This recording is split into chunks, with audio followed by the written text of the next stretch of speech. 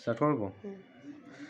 So এখানে লেখা আছে 3 cot থিটা ইকুয়াল টু 4, আর এখানে কোশ্চেনটা দিয়েছে 5 sin theta minus 3 cos theta by 5 sin theta plus 3 cos theta.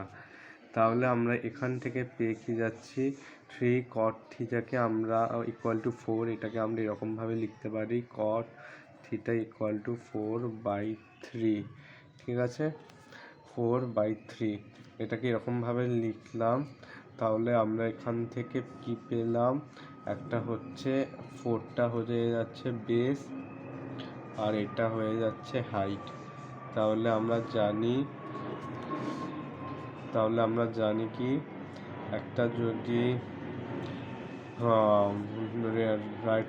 Right angle ট্রায়াঙ্গেলে আমরা যদি বেস 4 লিখি আর হাইট 3 হয়, তাহলে তার হাইপোটেনিউজ কত হয়ে যাবে, 5। তাহলে এখান থেকে আমরা সাইন থিটা বার করে নিতে পারবো।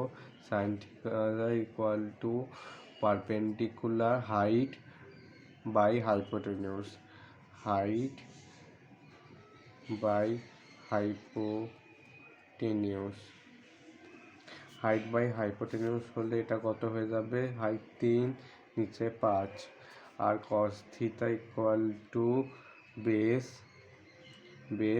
By hypotenuse. বেস কত, 4 বাই হাইপোটেনিউজ 5। তাহলে এখান থেকে আমরা ইকুয়েশনটাকে সলভ করে নিতে পারবো।